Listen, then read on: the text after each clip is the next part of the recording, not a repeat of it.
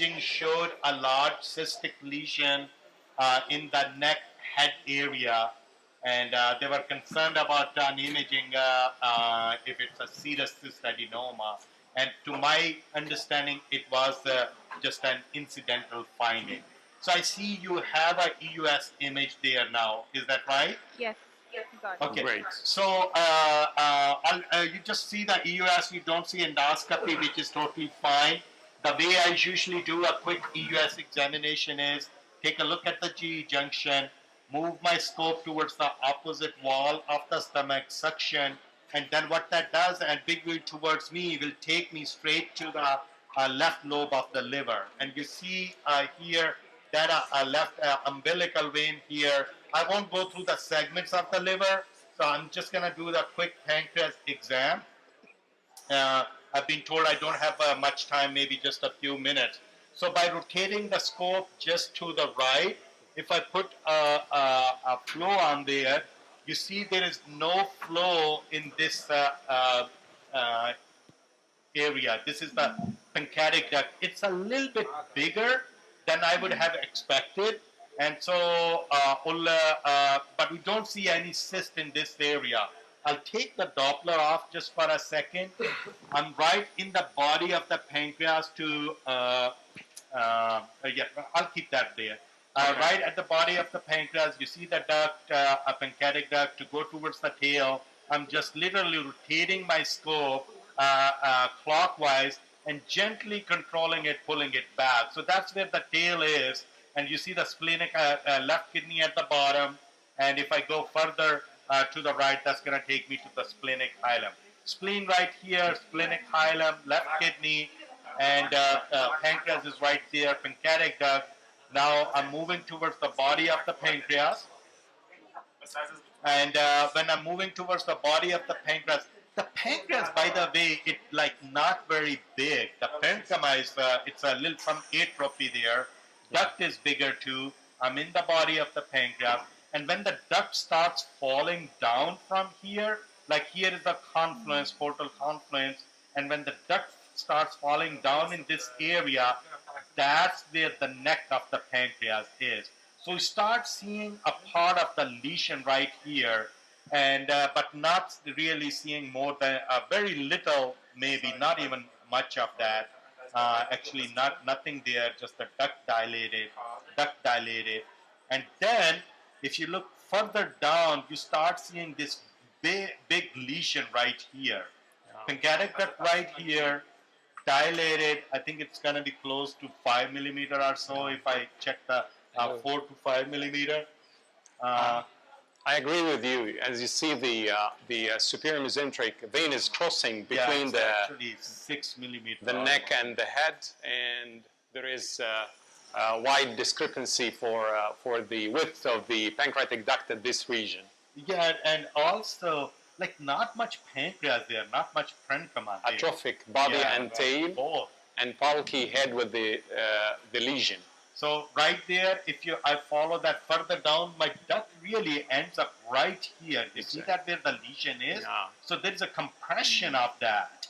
And even though this is a very typical serous cystadenoma, you see like millions of those small cysts, lot of septations.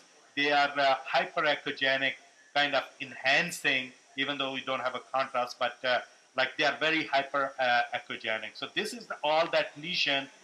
I see a part of it right here. Other part ends up somewhere here, but I think I'll have a better luck looking at the full lesion if I go to the duodenal. I think the question is like, if you see this clearly on imaging, would you even do EUS?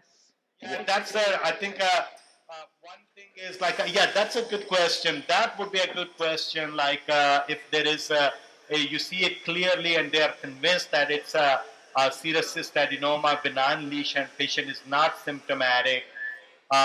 Should we just do a EUS? Should we just go with the imaging or do a EUS? One thing with the EUS, it would be a secondary confirmatory test. So does it correlate with the CT finding? Because if we just go with the CT finding that it says a cystic lesion, how much characteristic CT gives you? or other imaging modality. So we are adding a second imaging modality here to get the better view of those characteristics of the lesion.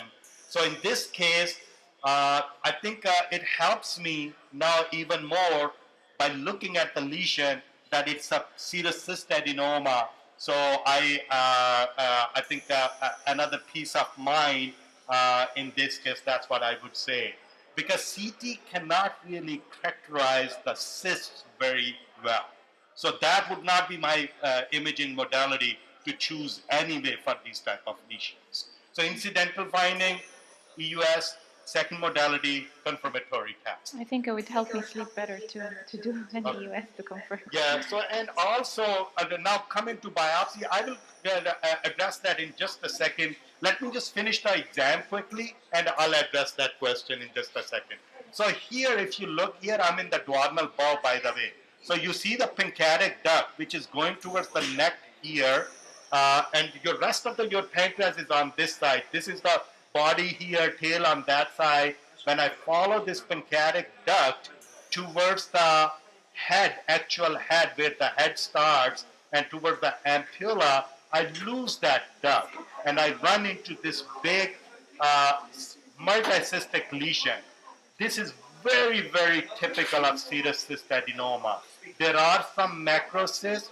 Are these really a macrocyst, or there is some necrosis in there as well? Because the lesion is so big, so possibly it could be a necrotic area as well, because I do see some thick fluid in there. So I think I would be more worried about necrotic area. Other thing is, these serous cyst adenomas, only time they become symptomatic with regard to blockage of the pancreatic duct or the bile duct when they are really big in size and compressing on those. Here we do see evidence that it is at least affecting the pancreas.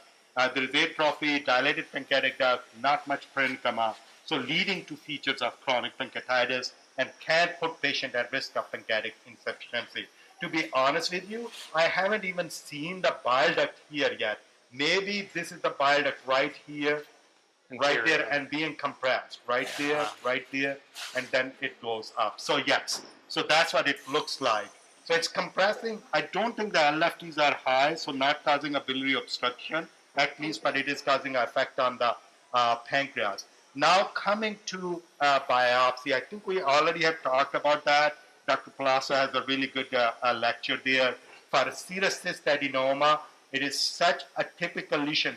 Not that IPMN cannot coexist with that. It can, 10-15% of the cases, but this is so typical of serous cystadenoma, and I'm not convinced that biopsy is going to help me here.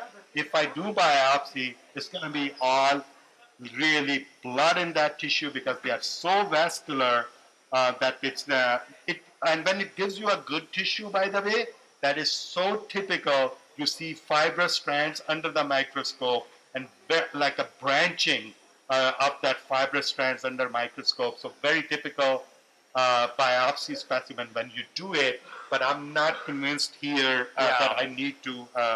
No, I totally agree with you, Dr. Hasan, with what you're doing, especially that serous cystadenoma is a benign lesion. And the point you raised up, and I do agree with this, that the patient has dilated BD.